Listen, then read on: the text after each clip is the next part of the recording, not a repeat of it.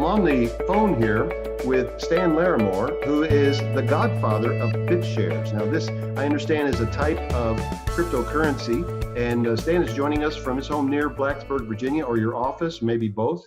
And welcome to the show, Stan. Well, thank you. I'm glad to be here. Great. So all of my listeners, well, maybe not all of them, but many of my listeners are writing in and they're saying, come on, tell us more about what's going on with cryptocurrency. And I didn't mention this to you offline, but I actually got asked by Forbes magazine, I'm a member of the Forbes Real Estate Council, what I thought about cryptocurrency. And I talked about the blockchain technology as being an interesting way to store deed records. And that's happening in a couple of counties in the US. And if it's more widely adopted, I think it's safe and secure. But that's really about all I know about it. And so we've decided to do the next couple of shows about Bitcoin, Bitshares, Ethereum, that's how you say it, Yeah. and other forms of cryptocurrency. And then, of course, I'm going to come at it from a real estate angle. So thank you for taking the time to join us.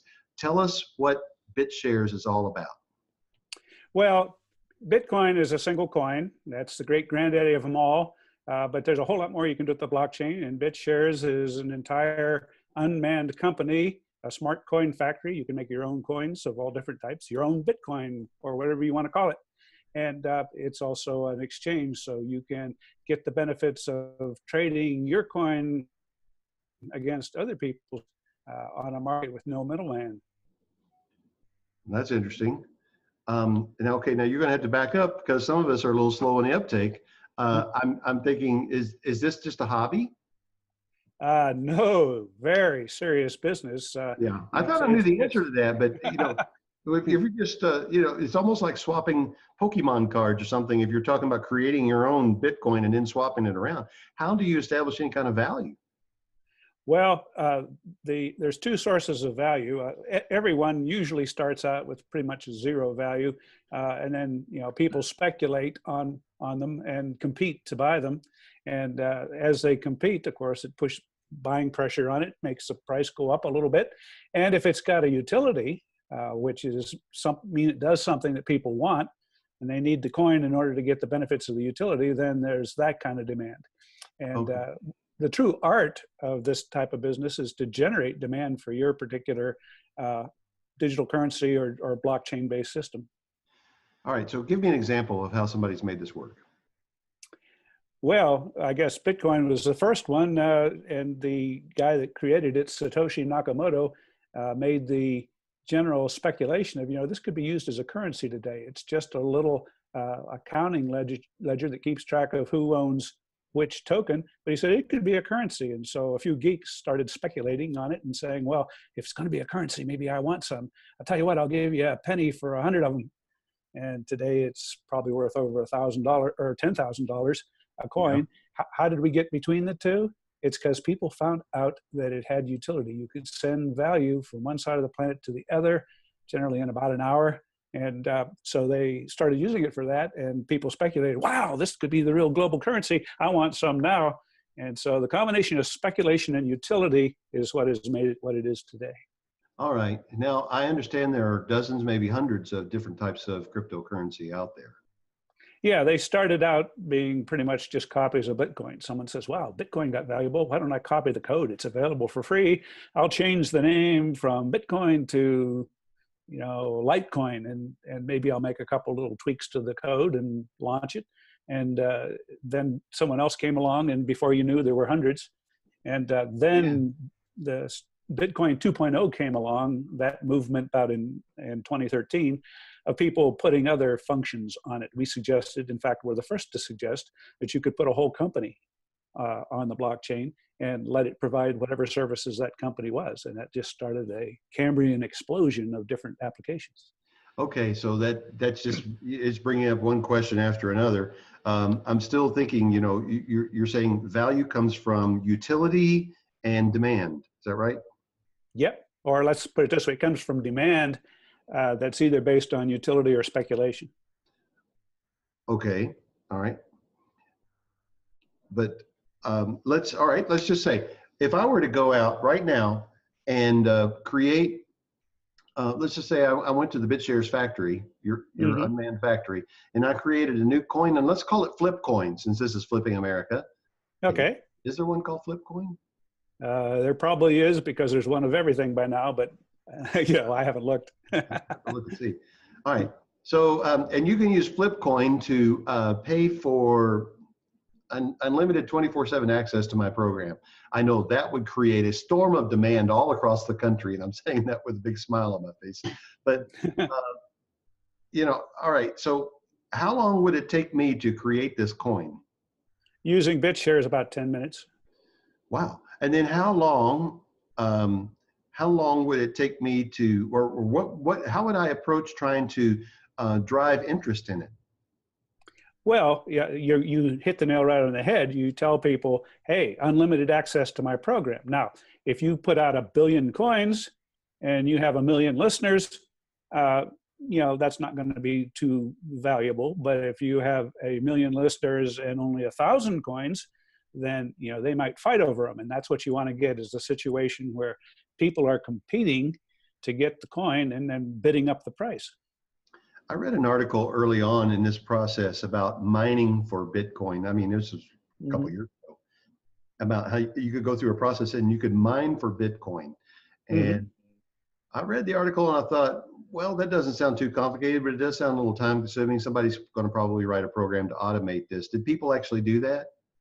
Actually, it started out as a program that anybody could get a free copy of, download it, and run it. And all that mining is a lottery where all the computers of the world try to guess a magic number that solves a puzzle. And whoever guesses the number first gets the Bitcoins from that particular 10-minute period of time. That was the original idea, and it was all automated. It's actually a more modern concept to mine by having people do something of value, like on Steemit.com, STEEMIT.com, is another application of our technology where the work people are doing is publishing posts, good articles, and evaluating them. And so coins are issued not by winning a lottery, but by getting votes from people. So there's a lot of ways to distribute your coins, but that's the idea, get a fair way to get them out into circulation. Okay, I had 100 questions when we started. I got 1 billion questions now, but we're coming up on a break. He's Stan Larimore. I'm Roger Blankenship. The show's Flipping America, and we'll be right back. Peter Faulkner here. I attended a one-day flip starter training session led by Roger Blankenship, and I was amazed to see what has happened in Roger's life in the last 15 or plus years, flipping over 800 houses. And in this one-day training, he told how he did it and what the pitfalls, the blessings, the benefits, and how to do it. And I was so impressed with how well organized and how smooth the training went today. If you're tempted or encouraged to go, go. It was not a bad price. And if you get a chance to do it, even just to consider investing. But I just want to thank Roger for a great day today and appreciate what he's doing. Thank you, Roger. All right, when we went to the break, we were talking about Steemit and people earning their coins through votes. I still don't understand, how does actual currency get swapped for Bitcoin? Because somewhere or another it does, or not Bitcoin, any cryptocurrency. How does it get traded? Well, in general, there are companies that are in that business. They have the right licenses, and you can wire money to them, or in some cases use your credit card, and they will sell you coins of different types, and those are typically exchanges of different types, or other types of services that do that for you. While those guys are involved, there's still a middleman, but once they've sold you the coin, you're free to trade them on exchanges like BitShares that don't have a middleman, and that's when you're able to interact peer-to-peer with anybody on the planet to trade your coins. So BitShares is not just a manufacturing site, it's also a trading site. Yes, and it has all kinds of coins. For example, your flip coin is probably going to be on there when people listen to this. They'll say, hey, he's going to make a flip coin. I'm going to go reserve that name and then hold him up. He has to pay $1 million to get flip coin from me. So if you're serious about it, I'd suggest you go get the name before you publish this. Yeah. Well, guess what? I'm not paying $1 million for. Right. So, okay, the first time this really came to my attention, and as far as real estate was concerned, I saw a story. It was last summer that I think it was early last summer. Someone was selling a home in Miami, and they only wanted Bitcoin for the purchase of the home, and they were asking for, I believe it was 14 Bitcoin. I need to get a calculator out here. And at that time, the Bitcoin was trading for $4,600 a coin. Does that work out to about $4 million or $6 million? I can't really remember. Yeah, I won't do math in public. That's okay. I've got my handy little calculator here. And so it's 4,600 times 14. No, that's not right. Maybe it was 1,400 Bitcoin. Well, yeah, that was it. They wanted 1,400 Bitcoin. Yeah, I remember. And so it was $6.4 million. But if somebody, and I don't know whether they sold it for that, but if somebody paid them 1,400 Bitcoin for that, then by the end of the year, that Bitcoin, what would that have been worth? It was going for 20,000 a coin, right?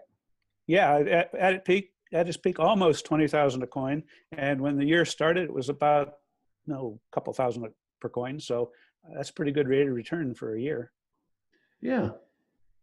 Of course, Bitshares went up by a factor of 200 during that same period of time. So, the smaller you start out, the bigger you can grow in 1 year. Bitcoin's gotten pretty big, so it's hard to keep growing at that rate, but it's had a phenomenal run. I don't think this can possibly be right. I must have done something wrong, because that's saying a number that I can't believe. 1,400 times 20,000 equals, wait, no, I didn't do that right either. iPhone calculators, problem. 28 million. Yeah. So that, he sold it for 6.4 million, and now he had $28 million worth of Bitcoin. Hopefully he sold in December before it lost half of its value, right? Yeah, it's a very volatile industry. If he was smart, he took those Bitcoin and bought Bitshares, and it would have grown by a factor of 200 during that time. Really? Okay. So, all right, man. So far, I'm not getting it. It was like my first day sitting in algebra class. The teacher said, in this what problem right here, x equal 2. So I wrote down x equals 2. And I didn't understand the concept of variables. Right now, I'm not understanding the basic concepts. And so I'm going to assume that there may be 4 or 5 other listeners out of the 200,000 or so that are listening to us right now that may not be getting this. It seems that the Bitcoin doesn't have any inherent value, and it doesn't have a government to back it up. So it's almost designed to be, as a currency, volatile. Well, no, there are things that we have done and specialized in Bitshares to make things not volatile. But sometimes volatility is good if you want to trade. And if you're an experienced trader, and you can watch the trends and make some money that way. So there's a need, and there's even one coin been proposed that will oscillate like a sine wave in value, according to its definition, because that causes certain economic effects that people find attractive.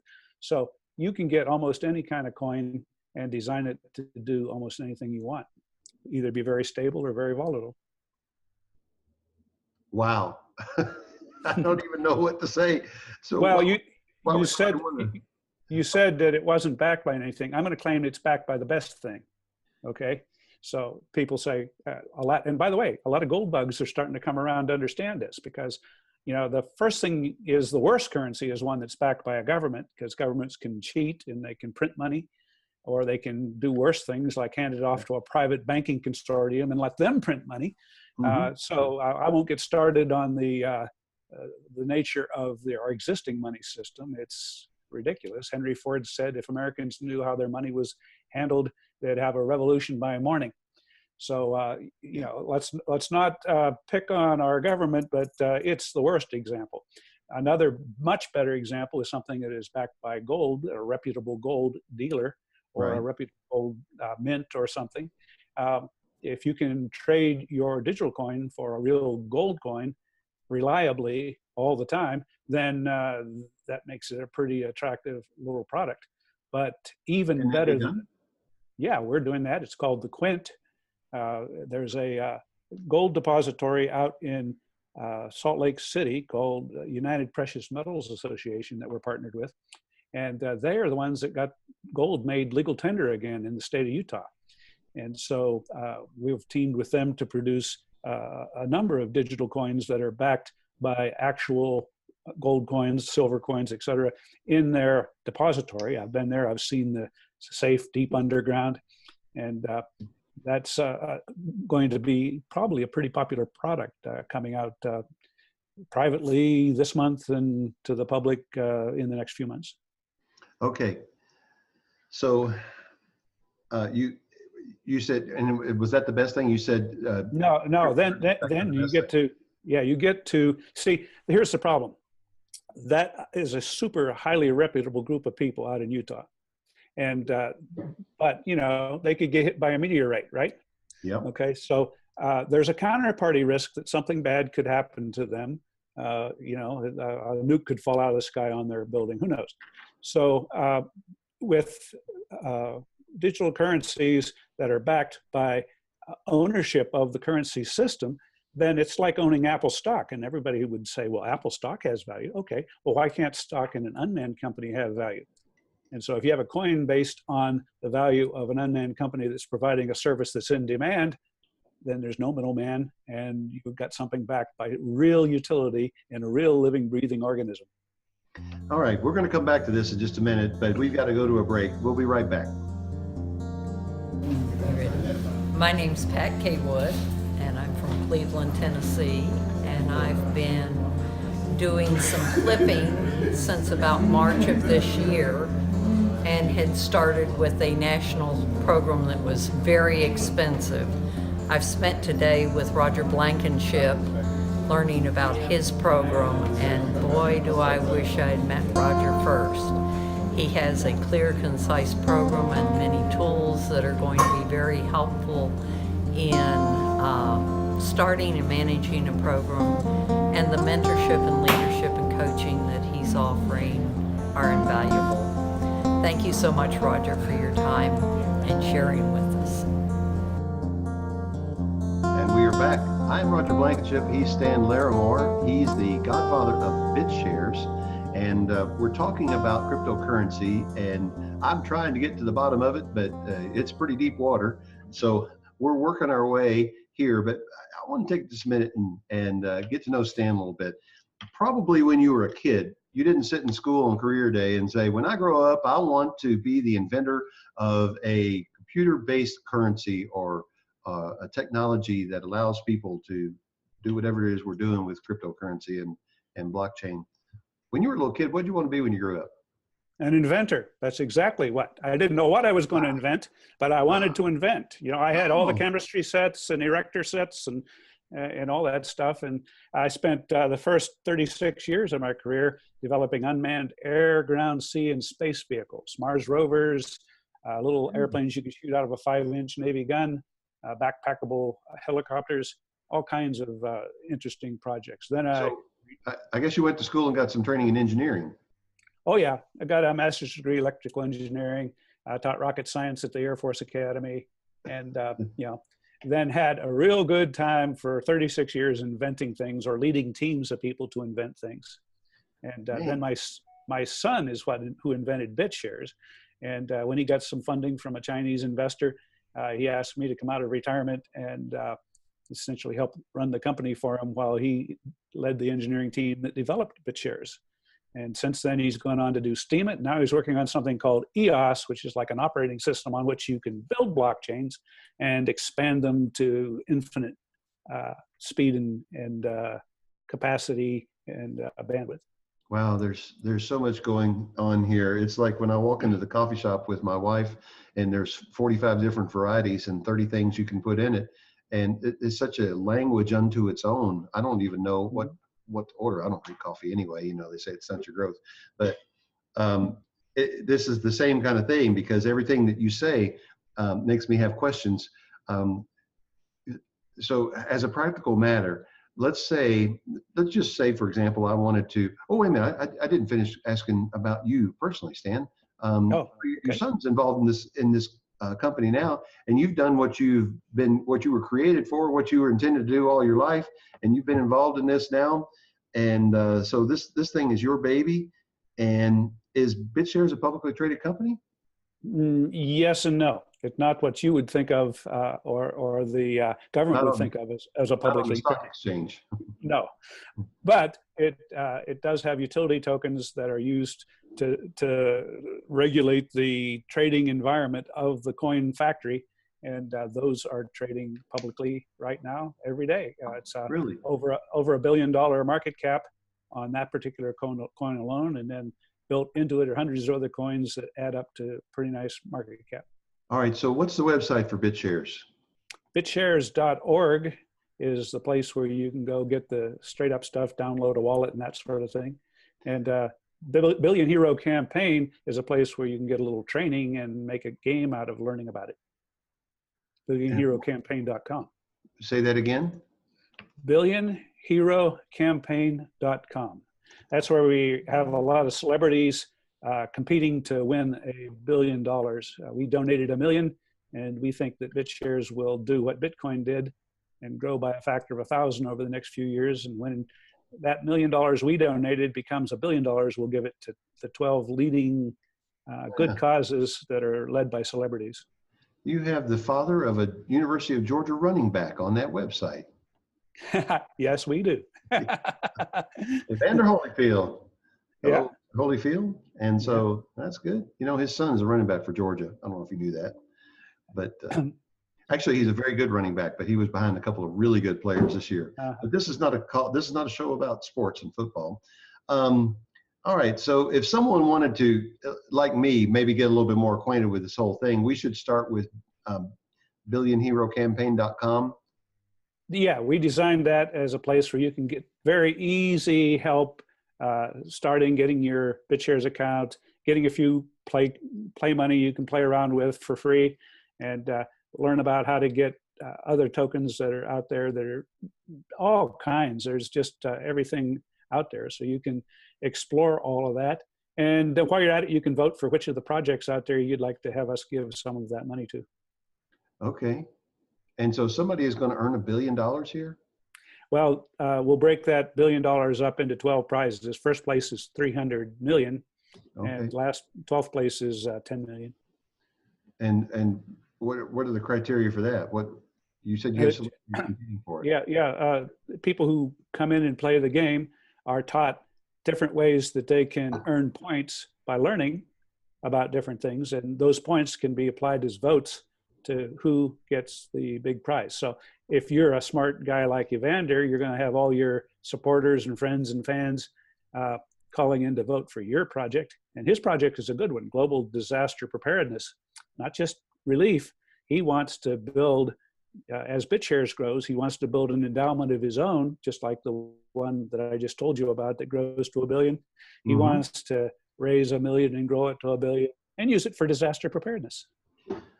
Okay, now here's a little bit of a scary thought. I started typing in bitshares.org into my computer right now, and apparently I've been on this website before because it filled it in. I still had it, cached, and so I've been here before, and I'm not sure what I did here, but BitShares, your share in the decentralized exchange. Yeah. Download or try online exchange. So, is this where I go to see if anybody's got Flipcoin? Yeah, you could hunt around on there. It would take probably more time than you want for me to explain to you without seeing your screen how to get there. But yeah, you pop in there, get your wallet, and that wallet will let you look at any account out there. There's a little blockchain browser, if you were a blockchain explorer, that will let you look at all the different accounts on there and watch the transactions go by and so on. Okay, we established before that this is not just a hobby. People are making money on this. Tell me how you make money in this. Well, in general, the way people make money when they're on an exchange is by buying things that are going up and selling things before they go down. Yeah, buy low, sell high. Okay. And there's all kinds of different strategies for doing that. Same techniques really that apply on the big stock exchanges. The one good thing here is it's like going to a poker tournament where there's a lot of people that are inexperienced trading. And so if you think you've got a little bit of skill, maybe you can beat them where it'd be harder to beat the mechanized battalions that are running Wall Street. So, a lot of people who are intermediate level traders go there to compete against people who are just learning. And that should be a good warning to people who are just learning to don't experiment too much until you get some experience under your belt. Okay, so we got about 30 seconds before the next break. So give me your 30-second elevator pitch. Hi, I'm Stan. I'm the Godfather of Bitshares. Bitshares is a... Well, Bitshares is the next global financial system. If I have anything to do about it, it provides a level playing field and honest money for all mankind. That's good. Okay, we'll be right back. Hi, my name's Lee Presto. I was one of the first students at Roger's course. We did a lot of stuff in 2 and 3 days. I'm a little bit more experienced than most, but I want to let everybody know that I flipped one house real quick, made about a $40,000 profit on that one. Right now I'm in a teardown. I am about 90% with the framing, and we're ready to go. And if all goes well, I should be over 100 on that profit. Good luck. Now, we're back, and I've been reading various articles about this, and it keeps cropping up in the literature. This is a real estate show, and I'm a real estate guy, and we're seeing that the blockchain technology and cryptocurrency are it's becoming a thing, and this Ethereum is it Ethereum? Ethereum? Uh-huh. Yeah.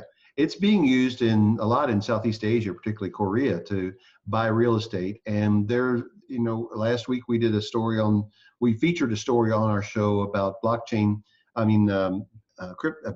becoming a thing used to buy real estate in the United States.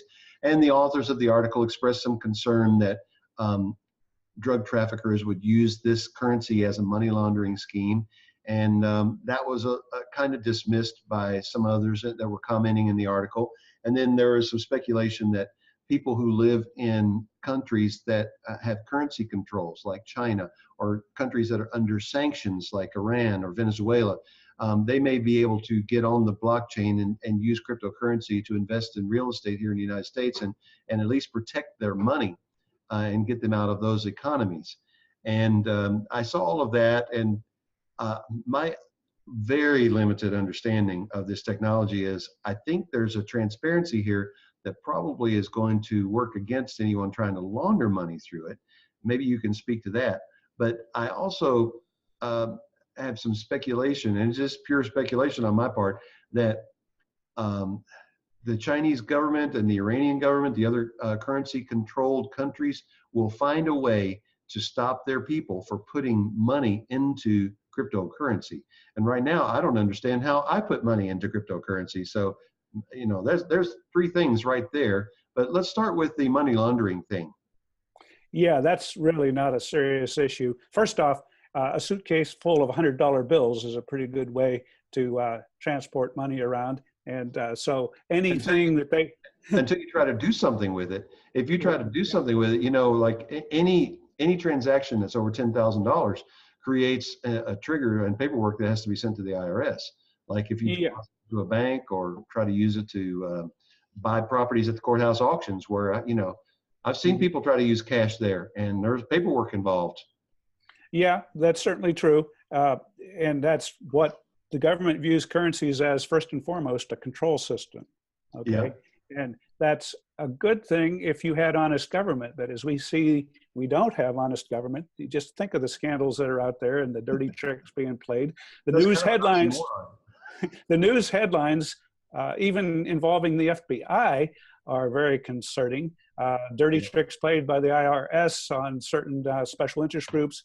There's always that kind of stuff going on. And so while it's good to have that control system, if you could trust people, it's not so good when you can't. And so there's this massive competition between the forces of centralization that want to control everybody's lives, even though they can't be trusted to do that, and people who want decentralization, like Thomas Jefferson, who argued with Alexander Hamilton over whether we have a central bank or not. He lost that. Washington sided with his Secretary of Treasury, Hamilton, and gave us a central bank. But central banks are building a cage for all mankind. And the goal of the digital currency industry is to provide a solution that is still safe and you can audit and do all the things that legitimate government functions without having it turn into a 1984 type control system, which we are dangerously close to right now. Okay. So there's some philosophy behind the whole idea of cryptocurrency as well. And I'm not surprised by that. I know you answered this earlier, but I got to circle back around to it. If I got $10,000 and I want to buy a Bitcoin, can I find a broker? I'm in Atlanta, Georgia. We're right downtown on Peachtree Street. Can I find somebody here that will take my $10,000 and give me a Bitcoin? And when I have that Bitcoin, do I have a certificate or what do I have to prove that I own it? Well, it's on the blockchain logged under your crypto keys, which are stored in a little application on your computer that only you can control. And so with that, you can instruct the blockchain to transfer that in little bitty pieces to somebody else. The answer to your question on whether you can buy it on the streets of Atlanta, yeah, take your $10,000 bill, walk down the street waving it saying, Bitcoins, I want to buy Bitcoins. And you'll probably find somebody pretty soon who will show up and offer to transfer his Bitcoins to you. But if you'd like to do that a little safer, you can go to coinbase.com. And that's a place that will take credit cards for small amounts of cryptocurrency. And then there are other places that will do it in larger amounts. Bitstamp.net is a company in London that will let you wire up to like $50,000 if you want to and buy Bitcoin that way. And it's a competitive arena, so there's scores and hundreds of companies that will do it for different fees. Yeah, it sounds like really, it sounds very similar to Forex trading to me. Yes, pretty much. Okay. All right. So now we talked a little bit about money laundering and currency controls, and we talked also about getting the money. What was the other issue that I brought up there? Trends that are happening. Yeah, well, yeah. Let's just talk about that. Where do you see this going? What's going to happen with cryptocurrency in the near term and maybe long term? 2018 is going to be a watershed year. Catastrophic changes for the good and for the bad as these forces collide. The old system that wants to maintain control run by the banks are going to be doing things like turning people's bank accounts off if they find that you use cryptocurrencies and other dirty tricks like that. Oh yeah, it happens. People talk about it all the time. A company starts accepting cryptocurrency. Next thing they get a notice from their bank, we're closing your account. We don't need your kind. And of course, that's all part of a desire of the current system to put up roadblocks to stop this thing from spreading, because when you have point-to-point, peer-to-peer transactions, you don't really need a bank for most things. And our goal in the crypto industry is to take the banks and move them from the center of everything out to the periphery, where most of the time we interact among ourselves. And then if specialists, we go to the banks. Well, you can imagine that would greatly reduce the amount of money the banks made if they don't get to charge a toll on everything that everybody does. And therefore, they are resisting it and working with regulators to throw up roadblocks all the time. Yeah. So everybody's going to protect their own turf. I see that. Yeah. Now, I had an article a couple of weeks ago that speculated, it would ask the question, is Bitcoin going to replace the bank, or is cryptocurrency going to replace the bank? And I read the article and I reflected on it and I commented on the show and I said, I don't think so until everybody has enough money to pay for their own real estate. But in real estate transactions, most people don't pay cash or cash equivalents. They got to borrow the money. And if they're going to borrow the money, are you thinking there might be some way for lending to happen on the blockchain? And before you answer that question, we have to go to a break. But as soon as we get back, let's answer that one. All right? We'll be back.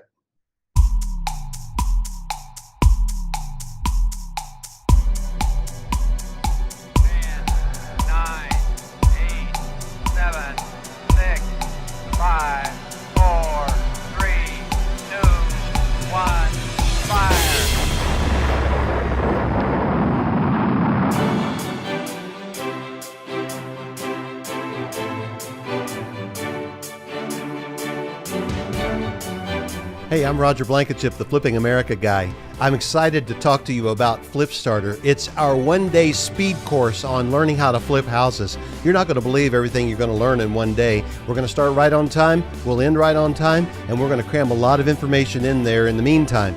You're going to learn how to put together your team. We'll show you how to find prospects, learn how to negotiate with sellers, run the numbers like a pro, be able to make the basics of a repair estimate, figure out what the property is going to sell for, and best of all, I'm going to show you before the day's over how you can get your deals 100% funded. Your credit is not an issue, your cash position is not a hindrance, your current situation is not going to hold you back. Now look, I'm going to make a couple of promises here about this training. Promise number one, I can't tell you in one day everything you need to know about flipping houses. I've been doing it for 15 years and hundreds of houses, and I still don't know everything. But number two, you will learn the basics of fixing and flipping a house. And if you come to this thing and you pay attention and you follow the steps that I give you, you'll have what you need to really get started. And number three, I'm going to give you enough information in one day that you can make $5,000 in the next 30 days. That's right. You can do it. You can do it. I know you can do it. So if you've ever thought about flipping houses, you owe it to yourself to check out Flip Starter. You can check us out at flipstarterevent.com. Scroll to the bottom of the page and look at what other people are saying about the training. And we'll see you there. And I mean that. I'm going to be there in person, not some speaker that I've hired. I'll see you there.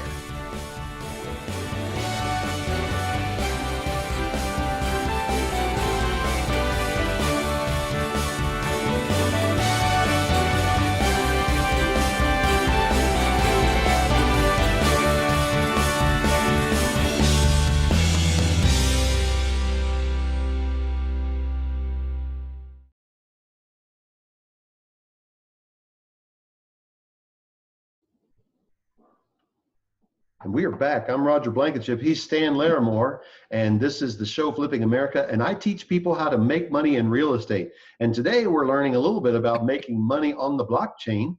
Maybe. I'm not sure I've learned how to do it yet, but stay with me, folks. I'll catch on to it sooner or later. Some of you are already way ahead of me, and that's okay. I might be ahead of you on real estate, and that's all right. We all got our thing, and Stan's thing is philosophy, theory, and putting it into practice with this whole idea of Bitcoin.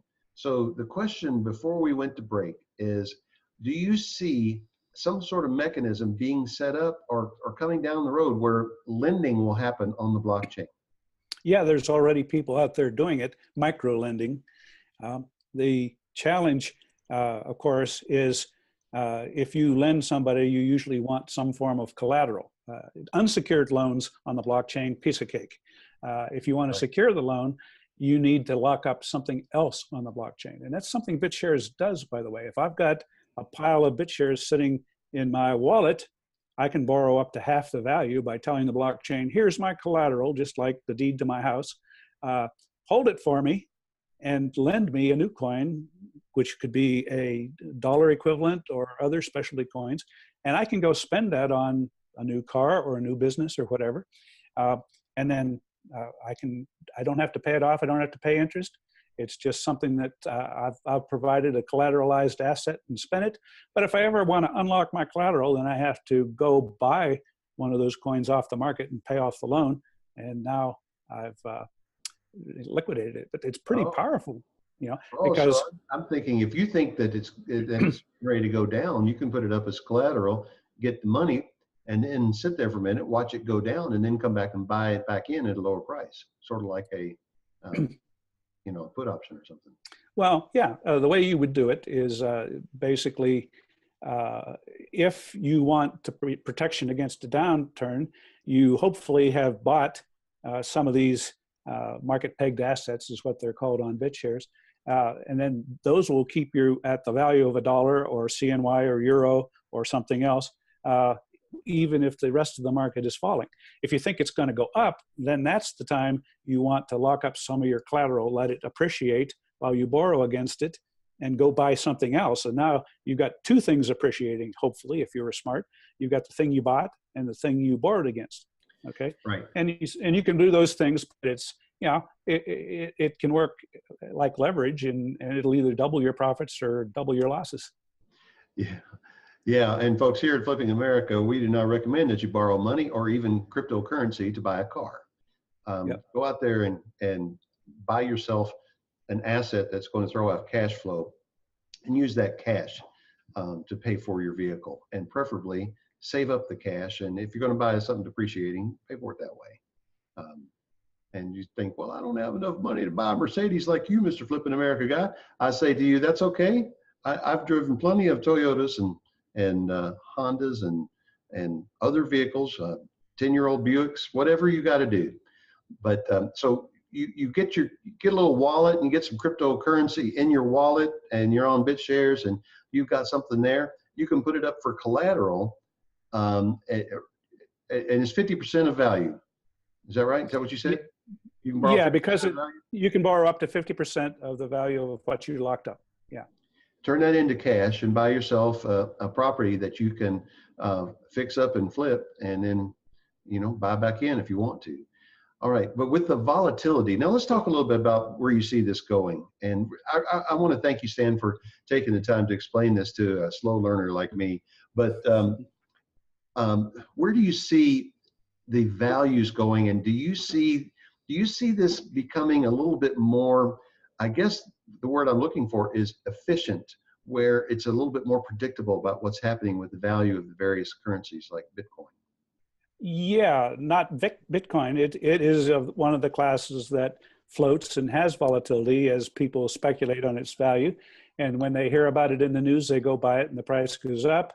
And when some big whale says time to take profits and sells a bunch of it, it goes down, and that happens. But the quint I was telling you about is backed by gold, and so that's fairly stable relative to most currencies. It has some fluctuations, but much smaller. And of course, it has the upside that if there's a dollar collapse and you're holding those gold assets, then you make, well, some would say you stay still and don't fall with the dollar, I guess would be the accurate way to say it. Well, here's a question though. Can you mine for quint? No, because quint is backed by a real asset that costs real money to get. Right.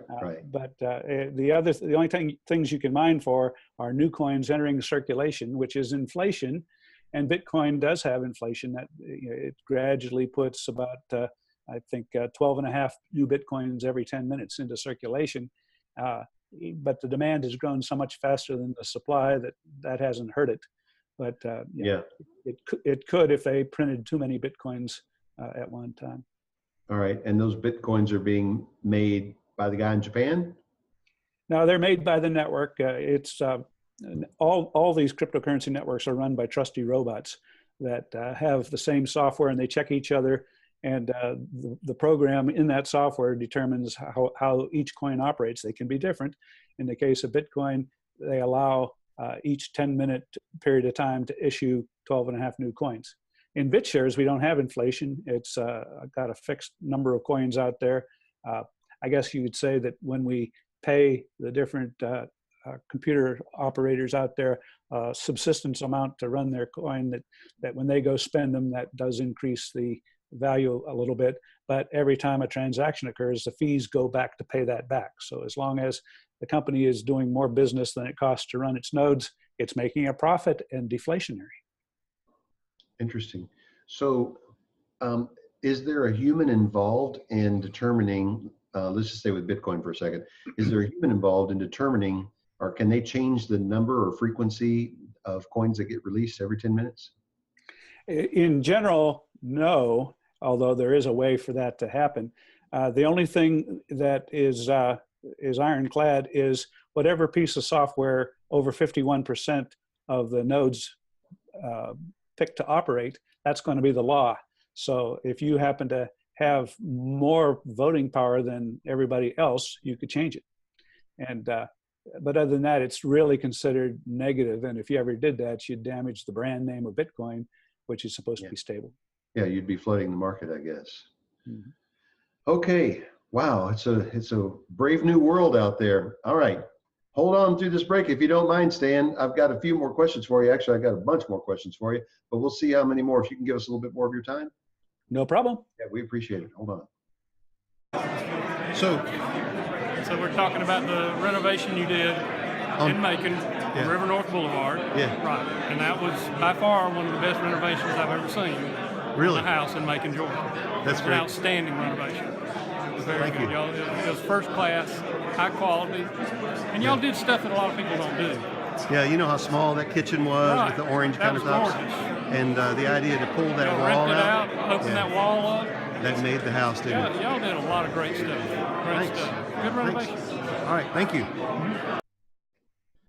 We're back. I'm Roger Blankenship. He's Stan Larimore, and we've been talking about Bitcoin today. And I've realized that we're going to use up the available time. And I just asked Stan over during the break if he would stay on, and we're going to continue to talk, and it's going to be on the next show. So stay tuned, folks. We're going to keep on talking about Bitcoin, and send in your questions, even if you have questions about Bitcoin. Now, remember, you can send your questions to questions at flippingamericanetwork.com. And send me even your questions about Bitcoin, and you know that I don't know the answer. But I will pass them on to my new friend, Stan Larimore, and we'll see if we can get an answer from him. That okay with you, Stan? Sure, that'd be good. Okay, that's good, because we'll all learn something in the process. And again, I really thank you for taking the time out of your schedule today to speak with us, because I know that you have a large unmanned company that you need to supervise. I don't know if you have to supervise your big, large unmanned company, but the whole idea is pretty cool. I want a real estate business that operates the way Bitshares does. Nobody has to run it. Yeah, I don't know if that'll happen. All right. So now, all I can say here is I can bring to you the things that I'm reading. And you should know that we have a pretty good research team here at Flipping America, and I read lots of articles about all different kinds of things, which means I have knowledge about topics that's a mile wide, and sometimes, like in this case, a nickel deep. Not too much. But we looked at a story probably, I want to say 2-3 weeks ago, where they were talking about Bitcoin making a comeback. And I think it may have been the same article that I was talking to you about where they mentioned money laundering as an issue. One of the realtors that commented in the article said that he believes that this is a fad and it's really popular right now, and everybody's going to get used to it. And he predicted that it's going to settle down and be just one more way people can buy real estate. But he didn't see it becoming the dominant way of trading for real estate anytime in the near future. What would you say to him? Well, I would say that it's true that cryptocurrencies will grow and take their place as a way to do business, but they will become increasingly popular. And the more popular they are for buying groceries, the more popular they are for buying real estate. So I don't think there's anything unique about real estate that would be different than spending your Bitcoin to buy a snow cone. But it's, I think, going to be something that does grow to become a significant factor. And here's some of the benefits of that. Most of us have experienced how long it takes the banks to get the money assembled so that you can close on a deal. And with Bitcoin, you can probably in an hour, or sometimes it takes a few days if the network is clogged. But with Bitshares, you can make a payment on your house in 3 seconds, all the time. And so I think there will become some benefit to having some of your wealth in digital currencies in terms of being more competitive in the real estate market, in terms of getting there with the payment sooner. And once it becomes general mainstream use, people will probably prefer to have you bypass the bank and make your payment directly to them. You know, before I came into the studio for this show today, I was at a networking meeting of real estate investors. We had about 75 people in the room. And inevitably, after that meeting is over, a few people will come up and ask me my opinion about something. Mm-hmm. I had made some announcements during the meeting and had mentioned the fact that we were going to be doing these interviews and shows over the next few days on the topic of Bitcoin. And so, of course, there were a few people waiting to ask me questions about it. And I said some of these things. And I guess I didn't realize what I said today was I watched what happened to the value of Bitcoin from the time I first saw it being used in real estate in the United States until now, from $4,600 a coin to $20,000 a coin down to $10,000 a coin.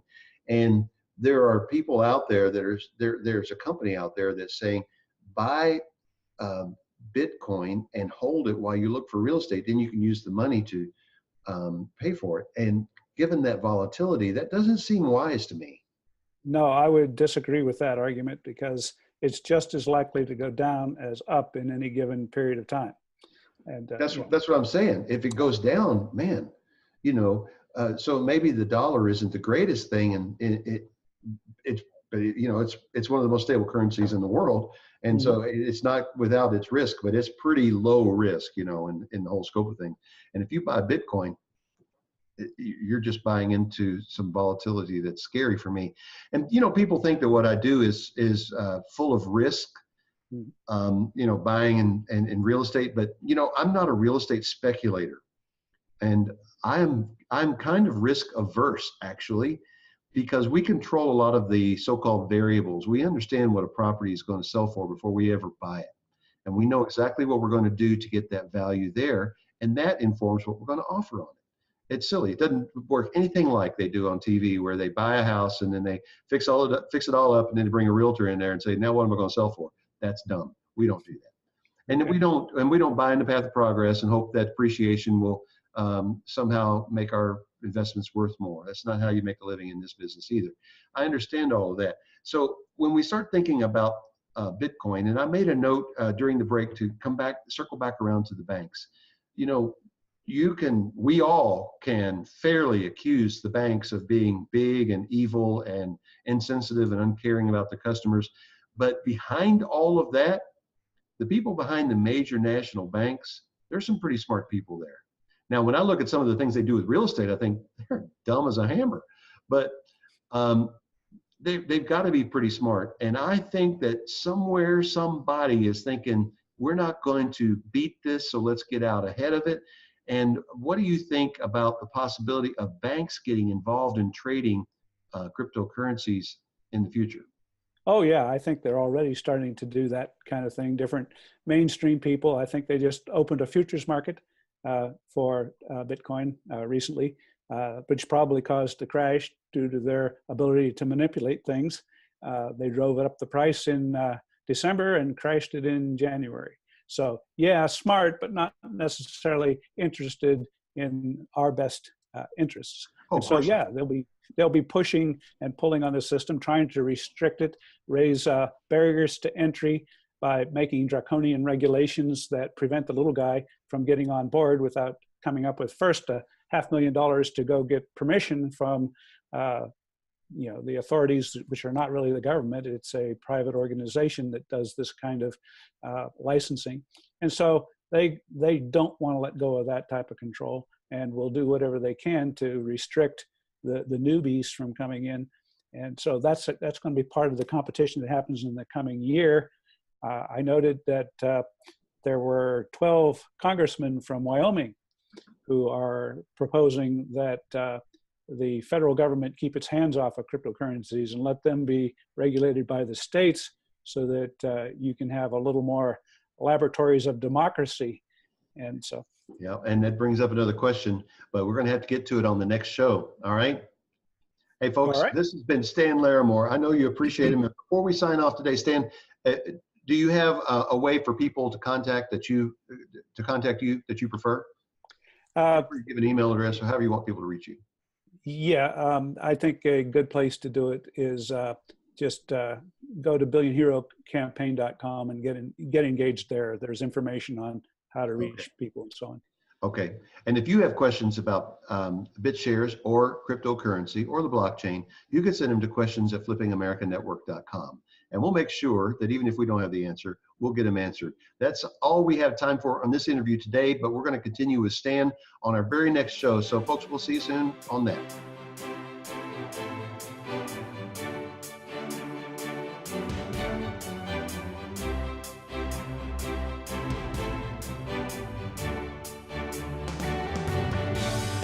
Hey, on our last show, we had Stan Larimore here, and we were talking about cryptocurrency, and I feel like I was standing in front of a fire hydrant trying to drink.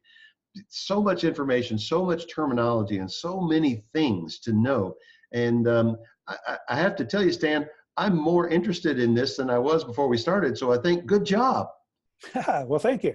Yeah. And thank you for joining us again today on the show. We really appreciate you taking the time to speak with us and to help my audience understand what it is we're talking about when we talk about cryptocurrency. Now, I had a gentleman at one of my events not too long ago, late last year, and we were talking about cryptocurrency and Bitcoin and so forth, and he said that he thought that it wouldn't be too long before the government stepped in and issued something like a GovCoin. Do you see any of that happening? Well, they might, but the problem with a GovCoin is that it would be backed by the full faith and credit of the U.S. government, and we haven't really had much good results with that. You know, as long as they're going to create a coin and do the same things with it, like quantitative easing and so on, I don't see it being any better whatsoever. And of course, having to go through the government to use the system is sort of contrary to the whole philosophy of digital currencies in the first place. Yeah. But yeah, they'll probably do it when all the bugs are worked out of it, because hey, there isn't a better way to track your population and know exactly what they're doing than having control of a cryptocurrency. That gets me to the next question I had noted I wanted to ask you as we were talking about privacy. Is there some privacy? Can people know, can the general public find out how much of any cryptocurrency you own? Generally, the original systems have no privacy whatsoever. If you know the address where a coin is stored or the name of that address, if like in Bitshares, you can have named accounts, then you can see what's inside that account. There are some technologies that provide stealth transactions, allow you to essentially encrypt what you're sending and where you're sending it to. So those give a modicum of privacy. And there are ways to get privacy by transferring to an outside party and having them do the transfer to someone else for you. But most of those parties are regulated in the way of needing to know their customer before they can do that kind of thing. And that means keep a record of everything so that the government can come and look at it. There's two kinds of privacy. There's privacy from government snooping, and there's privacy from your ex-wife snooping. Okay, and those are two different kinds of functions. I think we would all agree that that it should be possible to prevent an adversary in the business world or something from being able to audit your books. So that kind of privacy is highly desirable. Some people think that there should be a backdoor that the government can go in and investigate crimes, but once you give them that backdoor, they will make a complete map of your life, everyone you know, everything you buy, and that gives them more power than the founding fathers intended them to have. Yeah, I doubt the founding fathers intended for us to have to report to the federal government every year how much money we have in the bank and foreign accounts. Yeah, that's yeah. And of course, therein is another reason Americans are being harmed, because foreign banks are refusing to do business with Americans more and more, because our government is exercising its power to tell them what they have to do. And so they say, well, then, yeah, you got us over a barrel using your power to force us to do stuff, so we'll just not deal with your citizens.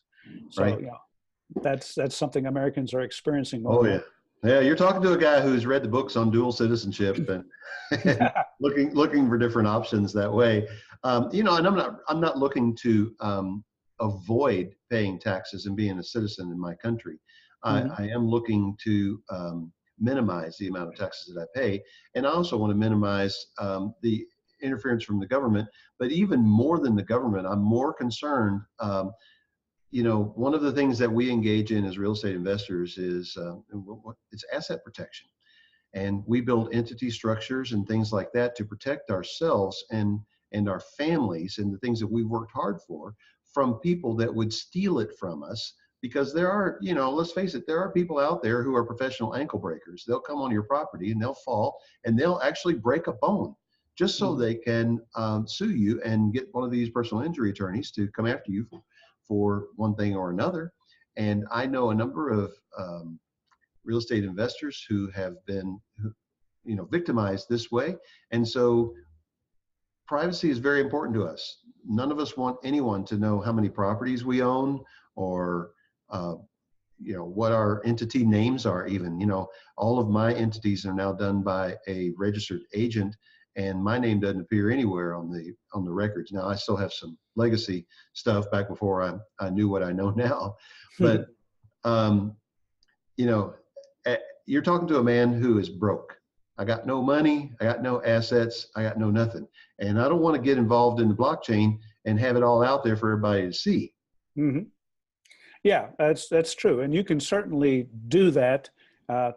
It's quite easy to maintain your privacy from your ex-wife.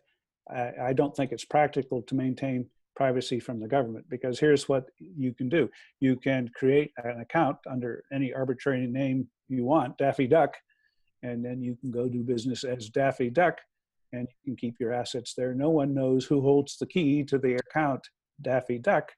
And in fact, you could pass those keys off to some other person in a transaction if you wanted to. So, those are available. But as far as the government's concerned, with all their supercomputers and everything, they can track down who Daffy Duck did business with. And after a certain amount of time, they can figure out who's behind Daffy Duck. So I would not count on privacy from the government. Well, I'm not too concerned about that, actually. I just don't want to make it easy for private investigators or combatant litigants to be able to find.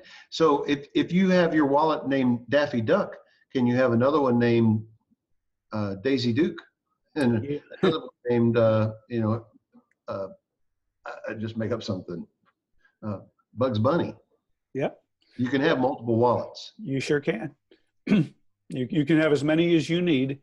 In fact, in the Bitcoin system, they recommend you create a new account name, which is just a big string of numbers, for every transaction, so that they don't have any connectivity between them. Each one is a random number not associated with anything else, to help with your privacy. And that's interesting. So once you've created this new account, you can kind of dump all of the contents of your other wallets into that one? Yeah, but when you do, you've made a link from all those other accounts to yours. And so someone analyzing the blockchain will say, this account has received payments from these accounts. We don't know what that means, but as we start piecing the puzzle together, we eventually figure out that this account did a transaction to an exchange, and that exchange knows the name of the person who transacted. And now I know this account, and now I can start backtracking that person's social network to figure out who he's been dealing with. We got to go to a break. When we come back, let's talk more about this. He's Stan Larimore, and I am Roger Blankenship, and we'll be right back. Yeah, go.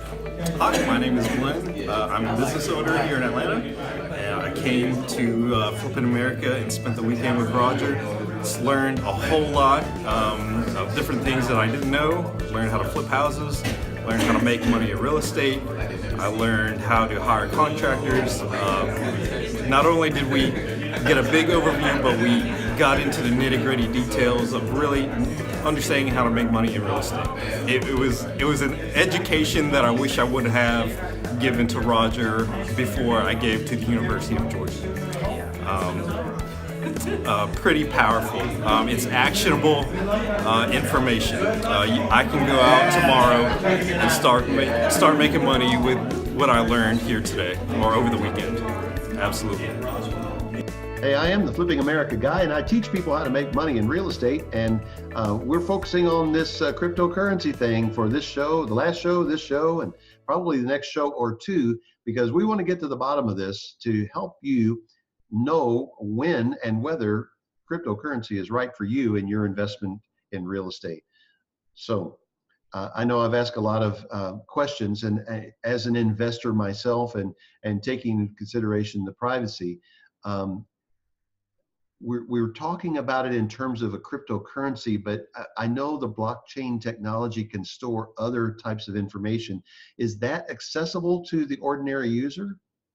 Oh yeah, on the BitShare system, somebody was developing something called Follow My Vote, a voting system built right into the BitShare system that would track your voting in a presidential election or any other kind of election. And the neat thing about that was you could change your vote on the blockchain right up until the last drop dead date of the election.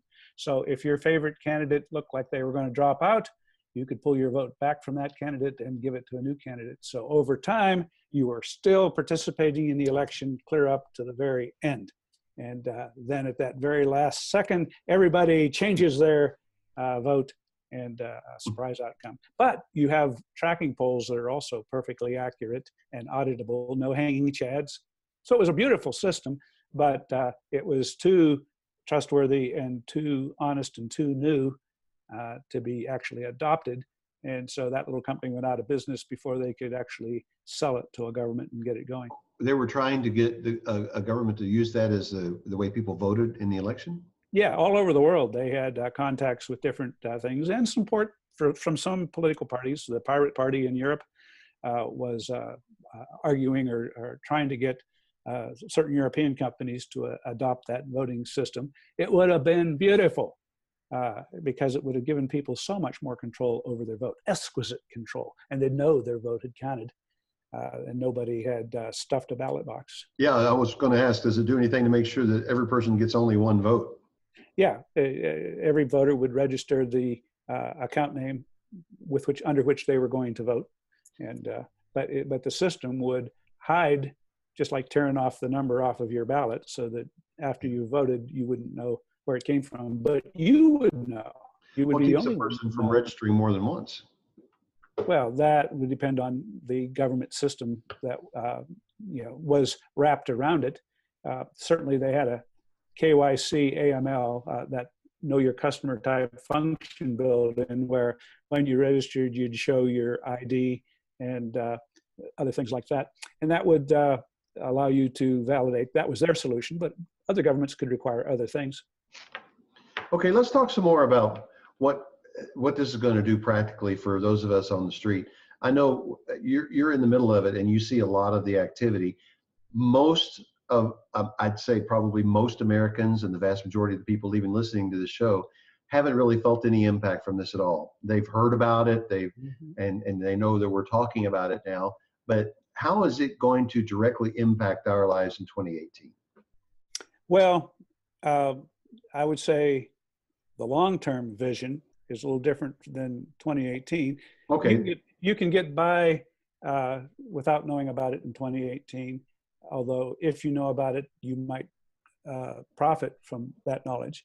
Once you've learned about it and used it, you never want to go back. Because if you've ever wired money to somebody else, you go down to the bank, pay them $30, fill out a bunch of paperwork. You had to wait 3 days. When it gets to the other side, whoever gets it might have to let it sit there and cook for a week before they can withdraw it. Yep. And then when they want to withdraw it, they might be limited. Oh, you can only take out $5,000 a day. There's so many restrictions. Once you're using digital currency, and I sit down at the table and I said, hey, I want that new motorcycle there that you got up for sale. Let me send you the money. And 3 seconds later, boom, you've got it. Once you start doing transactions like that, you never want to go back. But to the average person, it's going to look just like an online checking account, only much more efficient. You would be surprised how many people we deal with who don't even use PayPal. And that seems to be a ubiquitous and rather safe way of transferring money online. But a lot of people still don't use it. And I don't know that we'll ever get the current generation of adults to, get anywhere near 100% participation in PayPal or something like that. So it may be a while before, you see a lot of motorcycle transactions with it. But, okay, point taken. So you mentioned longer term future. In the longer term, what do you see? Zero economic friction, a level playing field, no interference by middlemen. And when you get that friction down and those taxes down, I'm not talking about paying your legitimate taxes. I mean, the fees that they charge you to transfer stuff and so on. When you eliminate that, you make the economy much more efficient and therefore more prosperous. So I think these digital currencies are going to make a big difference. Right now, our retirees are facing the horrible situation where they saved all their lives, they built up a little nest egg, they're going to retire on it. Now they're earning 0.5% interest, or they have to go into the stock market and take great risk in order to earn enough money to live on. So they start eating their seed corn. They're in a very tight spot. But there are digital currencies. The Hero is one of ours that is designed to appreciate by 5% annually. So you can buy a Hero coin, and it works like a certificate of deposit. That's day of deposit to day of return. That's a pretty powerful thing for a retirement person to have. Right now, the coin is out there. There's not a lot of liquidity, but we're doing things to make more and more of them available. When it gets to critical mass, maybe in 2018, we want to take it to places like the AARP and tell them, hey, here is something your members can buy, and it works like a 5% savings bond or CD, except you don't have to hold it for some period of time or get a penalty on your interest rates. You can sell it tomorrow and get 5% divided by 365 days. So that is a new and innovative thing that would be very useful to the older generation. That is. You know? And that's a decent rate of return. And as soon as we get back from this break, I'm going to ask you to explain how you get that return. Okay. We'll be right back.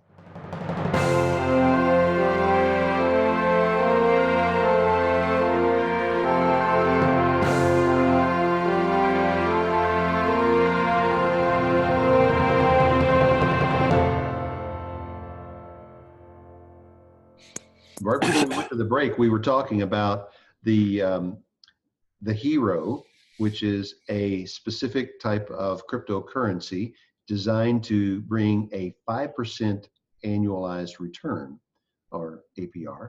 And all right, so in my limited way of understanding, if you're going to make a 5% return, then that has to be in something that's producing a return. Probably 5%. Yeah, and I guess you'd say that in a very general way. It is engineered to do that by making a trade-off between two types of investor: the person who wants stable growth and the person who wants leverage. Okay, and so it's a contract, a smart contract that the two enter into, where one says, essentially, I would like you to lend me some money and I'll pay you 5% of it. So that I can have twice as much growing, because I think the price is going to go up. Okay. And if the price does go up, the person who made that offer is making growth far in excess of 5%. And they're happy to share the 5% with the person who wants stability. Okay. If it goes down, he's taking a loss, but the person with the stability still has a smart contract that guarantees him that 5%. So you have to know what you're doing if you're going to enter into that. But professional traders can get that leverage and make enough profit to offset. If you're the retiree sitting down in the villages at Ocala, we're on the air there. Hello, villages of Ocala. You're listening right now to this show, and they like the idea of making 5%. That's way better than you're going to get on your CDs at the bank. They don't have to be sophisticated, and they don't have to worry about the volatility. They're going to get their 5%. Yes, because it's guaranteed to them by the blockchain, because the person who is making that contract with them gave the blockchain their Bitshares to lock up as collateral to guarantee that promise. And they had to put in twice as much. Remember on a previous episode, we talked about the fact that you can borrow up to half. Okay. That's the same kind of thing. Light bulbs are coming on. Now I'm starting to follow how you monetize this. And of course, now you said the Hero is one of yours. So you actually maybe make a little bit of money in the exchange of the Hero. No, I did invent it, but it is run by the blockchain. We just did its experimentation where a couple partners and I put it out there for people to try to use. Don't make anything on it at all. We just offered it to the world. But after it had been used for most of last year, just this month, we turned it over to the blockchain to be a built-in function. Now we have other built-in functions like BitUSD, which is kind of the same as the Hero, except it just tracks the dollar. It doesn't have any growth. The Hero is like BitUSD plus 5%.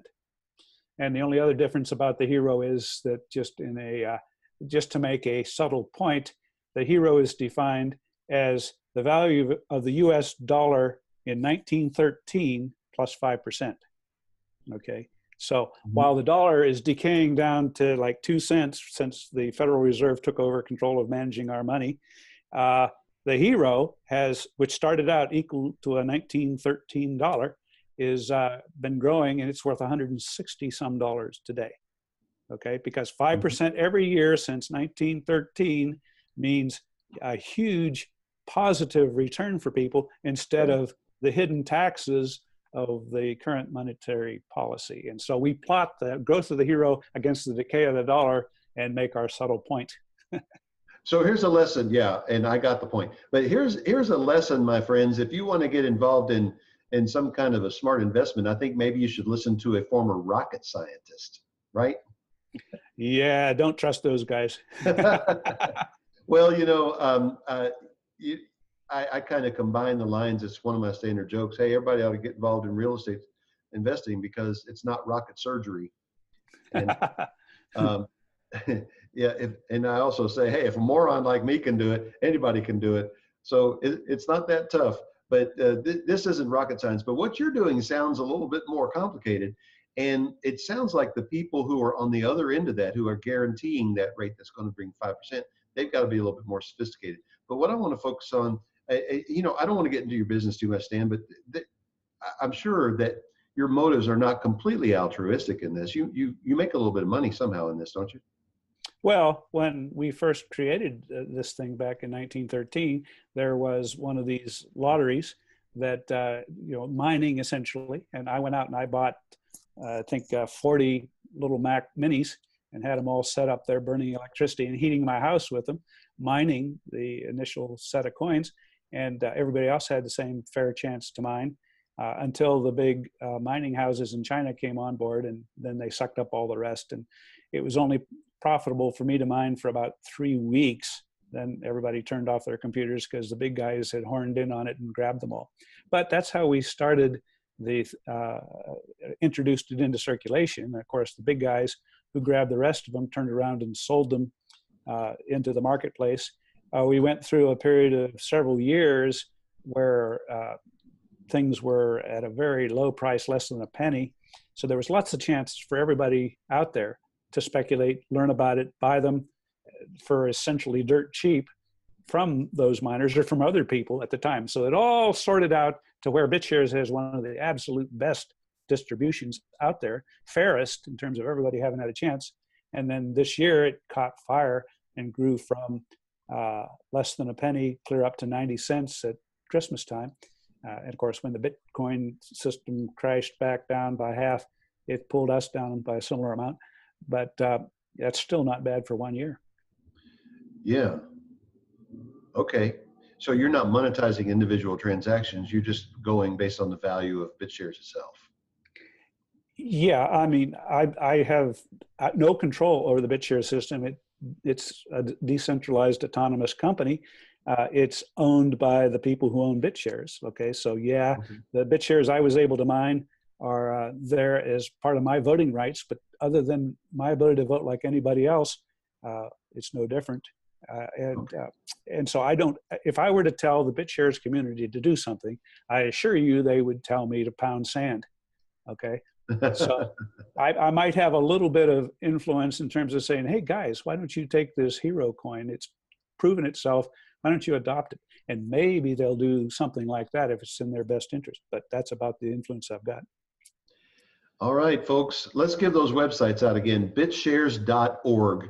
You want to visit bitshares.org. And then Stan would really like you to go to billionherocampaign.com. Billion, that's with billion with a B, billionherocampaign.com. And there you can learn all about Bitcoin and get yourself an education, get your own wallet, get started in this, and have a little fun, and maybe figure out a way to make a little money. Got it? Very good. We just added a new one, or in the process of adding it right now. We discovered a guy who lives here in Virginia who promised his daughter she could be a princess. And then he realized that how was he going to keep that promise? So he scoured the world looking for unclaimed territory and found a little postage stamp, northern Sudan, that was not claimed by either country. And so he went and actually planted a flag that she made on that little small number of acres and claimed it, went through the formal process of claiming it.